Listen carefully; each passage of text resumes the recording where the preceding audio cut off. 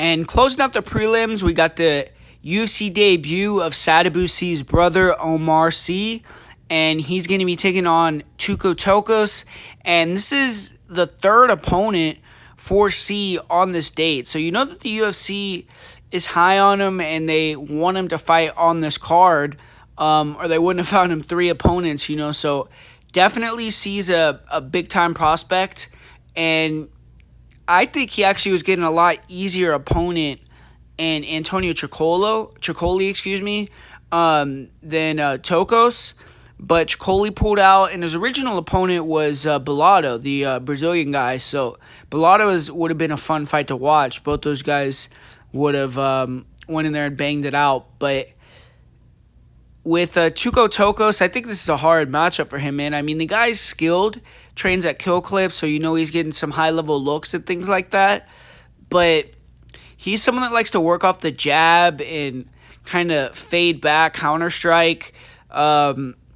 He lets himself get backed up too much, and he has some power in his hands and decent hands.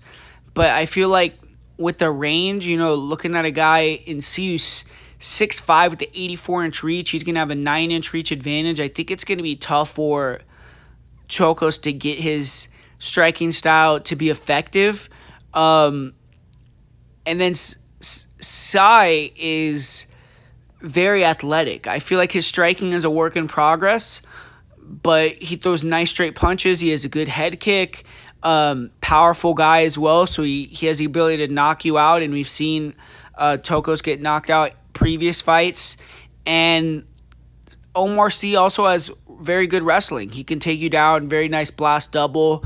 He's aggressive and really shoots hard, and I feel like he's probably going to be able to win this fight.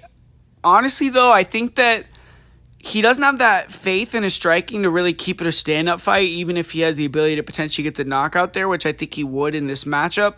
And he's going to likely shoot and make it more of a wrestling match. And in there, I think Tokkos has decent jiu-jitsu.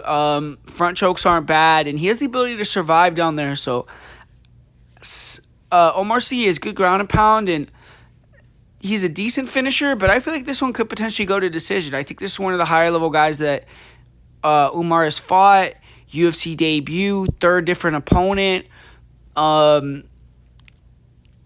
We could see him maybe a little bit reserved in there. So I'm going to say Oumar C goes in there and wins a pretty easy decision with a lot of top control time, but he doesn't get the finish that most people are likely going to predict him to get.